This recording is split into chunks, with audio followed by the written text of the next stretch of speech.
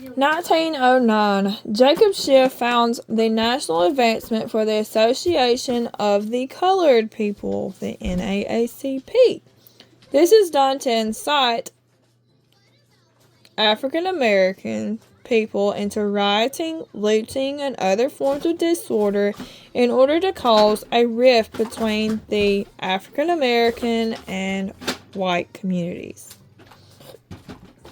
Jewish historian Howard Sakar states the following in his book, A History of the Jews in America.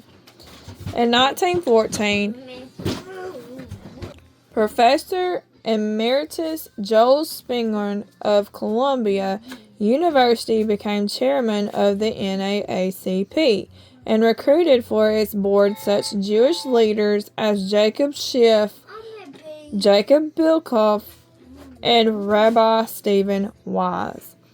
Other Ashkenazi Jew co-founders included Julius Rosenthal, Lillian Wald, and Rabbi Emil G. Hirsch.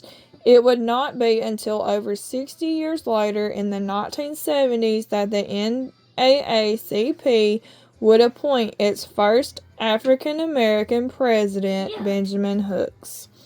Interestingly, the Jewish Talmud is a proponent of the racist Hamitic myth, a subject on which former employee of the Simon Wiesenthal Center, Harold Brackman, wrote the following in his doctoral dissertation entitled The Ebb and Flow of Conflict, the History of African American Jewish Relations through 1900.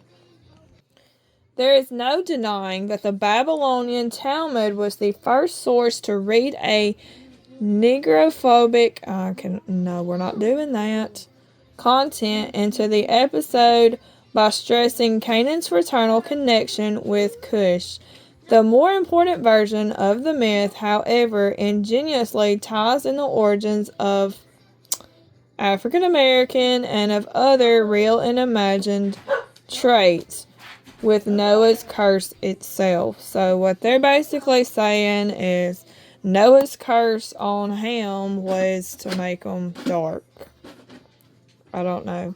According to it, Ham is told by his outraged father that because you have abused me in the darkness of the night, your children shall be born dark and ugly, because you have twisted your head to cause me embarrassment. They shall have kinky hair and red eyes, because your lips jested at my exposure. Theirs shall swell, and because you neglected my nakedness, they shall go naked with their shamefully elongated male members exposed for all to see. I don't do all this. I don't know about all that. We love everybody around here. We don't make fun of people. Everybody's beautiful. 1911, Werner Sombart, in his book, The Jews and Modern Capitalism, states that from 1820 on, it was the age of the Red Shield, and concluded that there was only one power in Europe, and that is Red Shield. He also stated, Jewish influence made the United States just what they are. That is American. For what we call Americanism is nothing else, if we may say so, than the Jewish spirit distilled. Modern capitalism is nothing more nor less than an expression of the Jewish spirit. Capitalism was born from the money loan. Money lending contains the root idea of capitalism. Turn to the pages of the Talmud, and you will find that the Jews made an art of lending money. They were taught early to look for their chief happiness in the possession of money. They fathomed all the secrets that lay hidden in money. They became lords of money and the lords of the world.